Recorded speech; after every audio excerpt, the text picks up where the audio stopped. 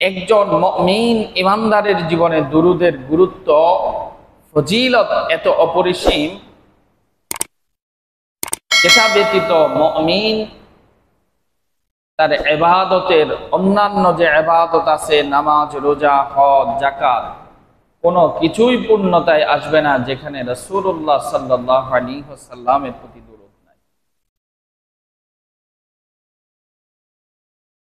আল্লাহ তাআলা নামাজের মধ্যে রাসূলের প্রতি দুরূদ পাঠ করাকে বিধিবদ্ধ করে দিয়েছেন। মানুষ যত ভালো কাজ করুক, যত ইবাদত বন্দেগী করুক, সেটা আল্লাহ তাআলার দরবারে ততক্ষণ পর্যন্ত গৃহীত হবে না, আল্লাহ তাআলার দরবারে সেটা ততক্ষণ পর্যন্ত স্বীকৃতি পাবে না যতক্ষণ পর্যন্ত ইবাদতের সাথে, আমলের সাথে দুরূদের সম্পৃক্ততা, রাসূলের প্রতি সালাতু সালামের সম্পৃক্ততা না থাকবে। সুবহানাল্লাহ। সুনান নাসাই সিহা সিত্তার একটা অন্যতম কিতাব হচ্ছে সুনান নাসাই। সুনান নাসাইর মধ্যে আমিরুল মুমিনিন সাইয়্যিদুনা উমর ইবনুল খাত্তাব রাদিয়াল্লাহু তাআলা আনহু থেকে বর্ণিত, সাইয়্যিদুনা উমর ইবনে খাত্তাব রাদিয়াল্লাহু তাআলা আনহু ইরশাদ করেন, ইন্নাদ দুআ মাওকুফুন বাইনাস সামাই ওয়াল আরদ। বান্দার সকল দোয়া ততক্ষণ পর্যন্ত আসমান এবং জমিনের মধ্যবর্তী জায়গার মধ্যে ঝুলন্ত অবস্থায় থাকে। আসমান এবং জমিনের মধ্যবর্তী এটা ঝুলন্ত অবস্থায় থাকে। বান্দার সকল দোয়া, সকল আবেদন, সকল নিবেদন, সকল দরখাস্ত এটা কোন অবস্থায় থাকে? মাওকুফুন বাইনাস সামাই ওয়াল আরদ, আসমান এবং জমিনের মধ্যে ঝুলন্ত অবস্থায় থাকে। লা ইয়াসআদু মিনহু শাই, দোয়ার কোন অংশ ততক্ষণ পর্যন্ত আল্লাহর কাছে পৌঁছে না, আল্লাহর কাছে গৃহীত হয় না, হাত্তা তুসাল্লিয়া আলা নবিয়িকা সাল্লাল্লাহু আলাইহি ওয়াসাল্লাম।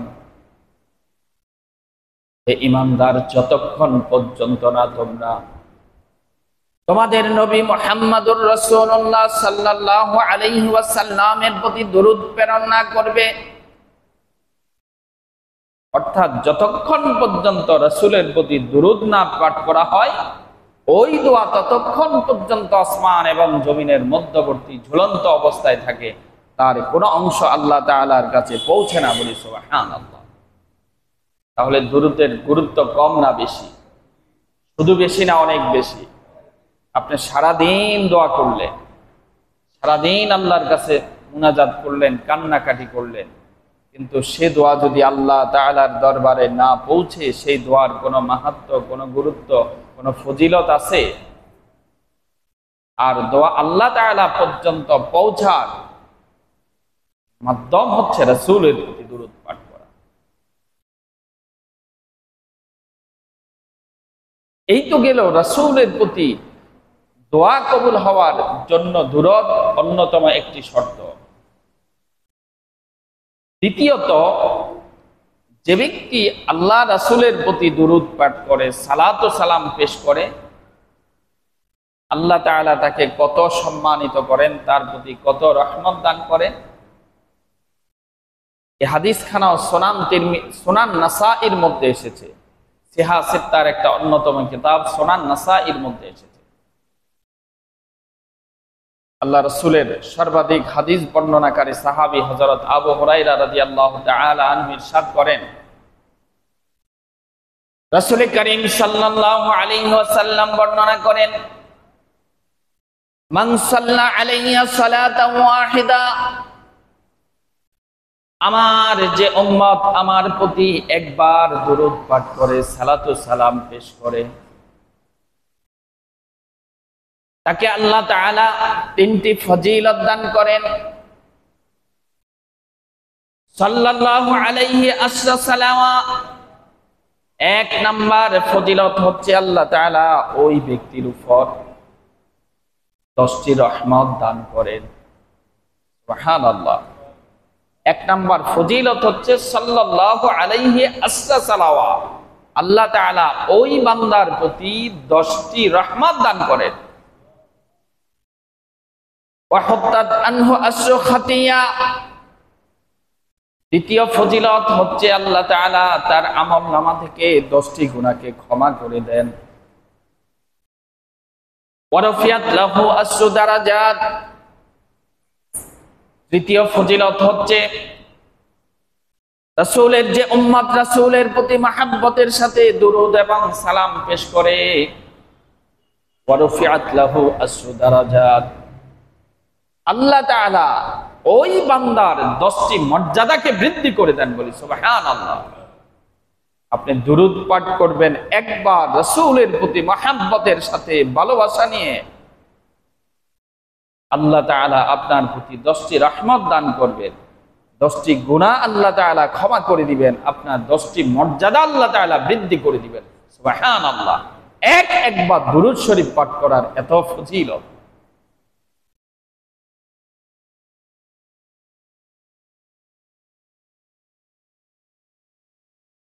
রাসূলের প্রতি উম্মত যত বেশি দুরূদ পাঠ করবে, রাসূলের সাথে ওই উম্মতের সম্পর্ক তত নিবিড় হবে। কারণ বান্দা যতবার রাসূলের প্রতি, যে উম্মত রাসূলের প্রতি যতবার দুরূদ পাঠ করেন, ফেরেশতা ওই ব্যক্তির নাম ঠিকানা সহ আল্লাহর রাসূলের কাছে সেই তথ্য পৌঁছে দেন। বলি সুবহানাল্লাহ। আপনি যতবার দুরূদ পাঠ করবেন, আল্লাহর নিয়োজিত ফেরেশতা সেই দুরূদ ততবার রাসূলের কাছে পৌঁছে দেয়। বলি সুবহানাল্লাহ।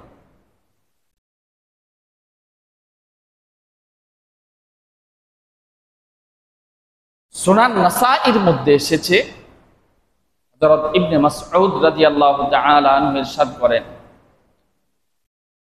রাসূল করিম সাল্লাল্লাহু আলাইহি ওয়াসাল্লাম বলেন, ইন্না লিল্লাহি মালাইকাতান সাইয়াহিনা ফিল আরদ, আল্লাহ তাআলা পৃথিবীর জমিনে, দুনিয়ার জমিনে এমন কিছু ফেরেশতা নিয়োজিত রেখেছেন, এমন কিছু ফেরেশতাকে আল্লাহ তাআলা নিযুক্ত করেছেন, সাইয়াহিনা ফিল আরদ, যাদের কাজ হচ্ছে সমস্ত পৃথিবীর বুকে ভ্রমণ করা, বিচরণ করা। তারা পৃথিবীর শিমাল থেকে জুনুব, মাশরিক থেকে মাগরিব পর্যন্ত বিচরণ করতে থাকেন, ভ্রমণ করতে থাকেন। আর রাসূলের যে সমস্ত পাগল উম্মতরা রাসূলের প্রতি দুরূদ পেশ করে, সালাতু সালাম পেশ করে, ইউবাল্লিগুনানি মিন উম্মতি আসসালাম, পৃথিবীর যেই প্রান্ত থেকে আমি রাসূলের প্রতি দুরূদ পাঠ করে, সালাত পেশ করে, সালাম পেশ করে, ওই ফেরেশতাদের কাজ হচ্ছে আমার ওই সমস্ত উম্মতের সালাতগুলো, সালামগুলো আমার কাছে পৌঁছে দেওয়া। সুবহানাল্লাহ, সুবহানাল্লাহ। এর জন্য আল্লাহ তাআলা একদল ফেরেশতাকে বিচরণ নিযুক্ত করে দিয়েছেন। রাসূলের প্রতি কোন উম্মত দুরূদ পেশ করে, সালাম পেশ করে, সে দুরূদ আর সালামগুলো রাসূলের কাছে পৌঁছে দেওয়ার জন্য। সুবহানাল্লাহ। সুনান বাজ্জারের মধ্যে এসেছে আরো আজীব হাদিস। হাদিসখানা আম্মার ইবনে ইয়াসার রাদিয়াল্লাহু তাআলা আনহু ইরশাদ করেন, আল্লাহর হাবিব প্রিয় নবী রাসূলুল্লাহ সাল্লাল্লাহু আলাইহি ওয়াসাল্লাম বলেন, আল্লাহ তাআলা আমার রওজা মুবারাকে এমন একজন ফেরেশতা নিযুক্ত করেছেন, পৃথিবীর মানুষ সমপরিমাণ কান আল্লাহ তাআলা যে ফেরেশতাকে দান করেছেন। যত মানুষ তার তত কান। রাসূলুল্লাহ সাল্লাল্লাহু আলাইহি ওয়াসাল্লাম বলেন, আমার পাগল যে উম্মত আমার প্রতি দুরূদ এবং সালাম পেশ করে, ইল্লা আবলাগানি বিইসমিহি ওয়া ইসমি আবি, যখনই আমার প্রতি দুরূদ এবং সালাম পেশ করে, ওই ফেরেশতা তৎক্ষণাৎ আমার কাছে খবর পৌঁছে দেয়, তার নাম এবং তার পিতার নাম ধরে, যে হাজা ফুলান ইবনে ফুলান, অমক জাগার অমকের সন্তান অমক আপনার প্রতি দুরূদ পেশ করেছে, সালাম পেশ করেছে। বলি সুবহানাল্লাহ।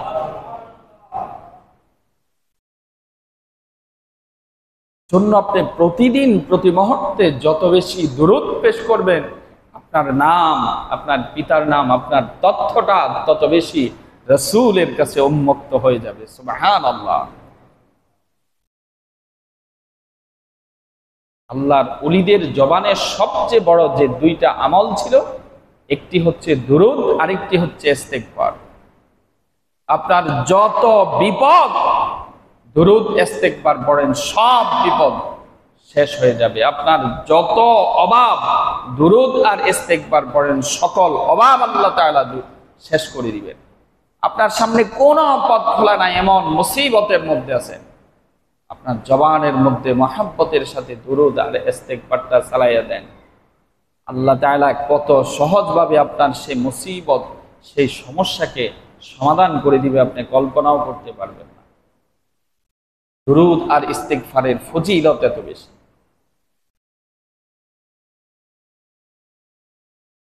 বন্ধুরা আমার, এজন্য রাসূলের প্রতি দুরূদ পাঠ করা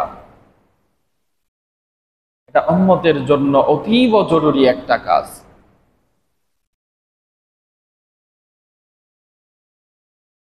বিশেষ করে শুক্রবার জুমার দিন দুরূদ শরীফ পাঠ করার একটা বিশেষ ফজিলত আছে।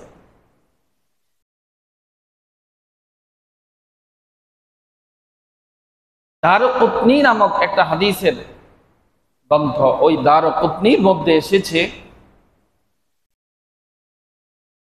রাসূলুল্লাহ সাল্লাল্লাহু আলাইহি ওয়াসাল্লাম ইরশাদ করেন, আসসালাতু আলাইয়া নূরুন আলা সিরাত, আমার উপর যে উম্মত, আল্লাহর যে বান্দা দুরূদ পাঠ করবে বেশি বেশি, কাল কিয়ামতের ময়দানে ফুলছারাতের ফুলে কঠিন অন্ধকারের মাঝে আমার যে উম্মত আমার প্রতি দুরূদ পাঠ করবে, সেই দুরূদ ওই ফুলছারাতের কঠিন পোলের উপর অন্ধকারের মাঝে তার সামনে সূর্যের ন্যায় আলোকিত হয়ে যাবে। বলি সুবহানাল্লাহ।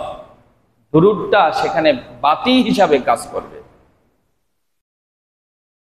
এরপর আল্লাহ রাসূল বলেন, ওমান সাল্লা আলাইয়া ইয়াউমাল জুমআতে 80 মাররা, শুক্রবার জুমার দিন আমার যে উম্মত আমার প্রতি 80 বার দুরূদ শরীফ পাঠ করবে, গফিরাত লাহু 80 আমা, আল্লাহ তাআলা ওই বান্দার 80 বছরের জীবনের সগীরা গুনাহগুলো ক্ষমা করে দিবেন। যে ব্যক্তি আমার প্রতি জুমার দিন 80 বার দুরূদ পাঠ করবে, আল্লাহ তাআলা তার 80 বছরের জিন্দেগীর সগীরা গুনাহগুলো ক্ষমা করে দিবেন। বলি সুবহানাল্লাহ।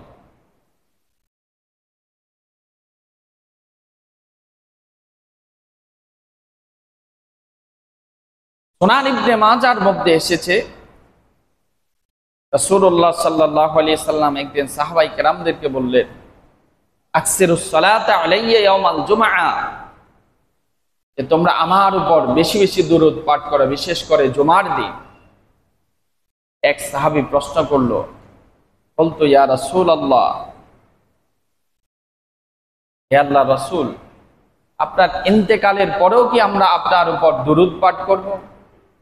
আপনি যখন দুনিয়ার জমিন থেকে চলে যাবেন, মৃত্যুবরণ করবেন, তখন কি? এই প্রশ্ন তো আমাদের মাঝেও আসতে পারে। 1500 বছর পূর্বে রাসূল তার সমাধান দিয়েছেন। সাহাবায়ে কেরাম জিজ্ঞেস করলেন, জানতে চাইলেন যে আপনার ইন্তেকালের পরেও কি আমরা আপনার উপর এভাবে বেশি বেশি দুরূদ পাঠ করব? রাসূলুল্লাহ সাল্লাল্লাহু আলাইহি সাল্লাম ওই সাহাবীর প্রশ্নের জবাবে জানিয়ে দিলেন, ক্বালা বা'দাল মাউত, হ্যাঁ, আমার ইন্তেকালের পরও আমার উপর তোমরা দুরূদ পাঠ করবে। কারণ ফাইন্নী মাশহুদুন তুশহিদুল মালাইকা, আমার ইন্তেকালের পর, আমার জীবদ্দশায় কিংবা আমার ইন্তেকালের পর যে অবস্থায় হোক না কেন, আমার উপর যে বান্দা যত বেশি দুরূদ পাঠ করবে, ফাইন্নী মাশহুদুন তুশহিদুল মালাইকা, আল্লাহ তাআলার পক্ষ থেকে নিয়োজিত ফেরেশতাগণ আমার কাছে সেই দুরূদ পৌঁছে দিবেন বলে সুবহানাল্লাহ। এরপর রাসূল বলেন, ওয়া ইন্না হাররামা আলা আসাদিল আমবিয়াই ওয়া ইন্নাল্লাহ হাররামা আলাল আরদি আলা আসাদিল আমবিয়া। এই জমিনের উপর আল্লাহ তাআলা সকল নবীদের দেহ, এমনকি নবীদের শরীরের একটি পশম পর্যন্ত ভক্ষণ করাই দুনিয়ার জমিনের উপর হারাম করে দিয়েছেন। সুবহানাল্লাহ। কোন নবীদের একটা পশমই দুনিয়ার জমিন স্পর্শ করার ক্ষমতা নাই। এরপর রাসূল সাল্লাল্লাহু আলাইহি সাল্লাম আরো আজীব কথা বলেছেন, ইউরজাকু, এমনকি নবীদেরকে কবরের মধ্যে রিজিক পর্যন্ত দেওয়া হয় বলি সুবহানাল্লাহ। তাদেরকে জীবিকা দেওয়া হয়, সেটার কাইফিয়াত কেমন সেটা আমার আপনার জানা নাই। তো রাসূল নয়, সকল নবী রাসূলদের দেহের একটা পশম পর্যন্ত এই জমিনের উপর স্পর্শ করা হারাম করে দিয়েছেন। সকল নবীদেরকে আল্লাহ তাআলা যদি এই মর্যাদা দান করেন, আমার আপনার নবীর মর্যাদা কেমন সেটা আর বর্ণনা করা, বর্ণনা দেওয়া, অন্তত ইমানদারের সামনে বর্ণনা দেওয়ার কোনো প্রয়োজন নাই। সম্মানিত হাজিরিন, এই তো দুরুদের ফজিলত যেগুলো বললাম, দুনিয়ার কথা। দুরুদ যে বান্দা আল্লাহ রাসূলের প্রতি বেশি বেশি দুরুদ পড়বে, দুনিয়াতে এই ফজিলত, কবরের মধ্যে তার কি ফজিলত। একটা ফজিলত তো বললাম যে সালাতু আলাইয়া নূরুন আলা সিরাত, দুরুদ কাল কিয়ামতের ময়দানে ফুলসিরাতের ফুলের উপর এটা আপনাকে আলো দান করবে, অন্ধকারের মাঝে আপনার জন্য আলো দান করবে। সেই আলোতে আপনি ফুলসিরাতের পথ আপনি পাড়ি দিতে পারবেন। দ্বিতীয় হচ্ছে, জামে তিরমিজির মধ্যে হাদিসখানা এসেছে, হযরত আব্দুল্লাহ ইবনে মাসউদ রাদিয়াল্লাহু তাআলা আনহু ইরশাদ করেন, রাসূল করিম সাল্লাল্লাহু আলাইহি ওয়াসাল্লাম বর্ণনা করেন, ইন্না আওলান নাস বি ইয়াউমাল কিয়ামা আকসারুহুম আলাইয়া সালাহ। আল্লাহর হাবিব তার পবিত্র জবানে ঘোষণা করেন, কাল কিয়ামতের কঠিন ময়দানে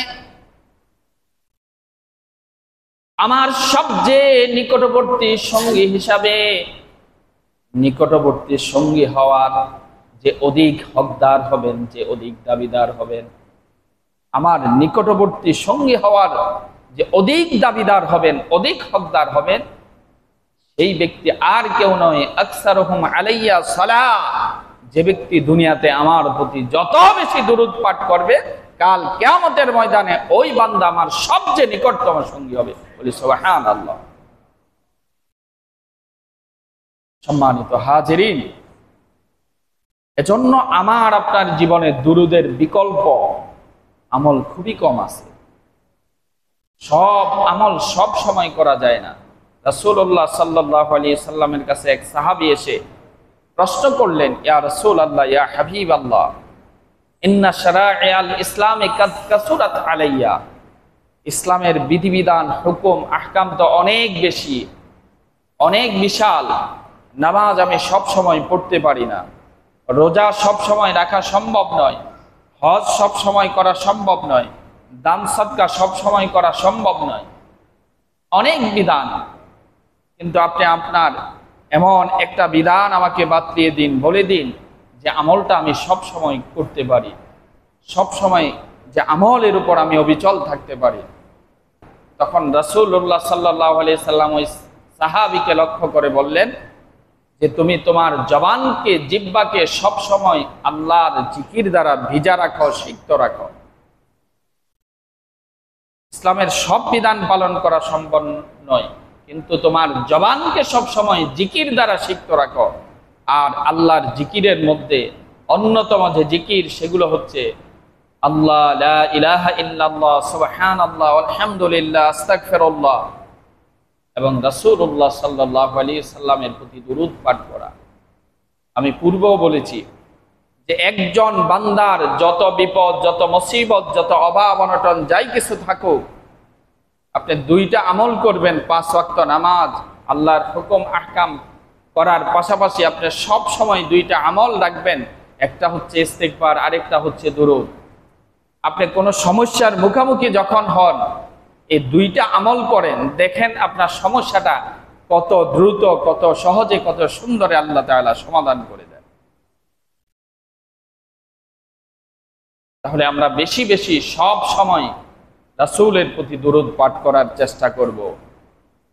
রাসূলের সাথে এর মাধ্যমে অধিক দুরূদ পাঠ করার মাধ্যমে রাসূলের সাথে সুসম্পর্ক তৈরি হবে।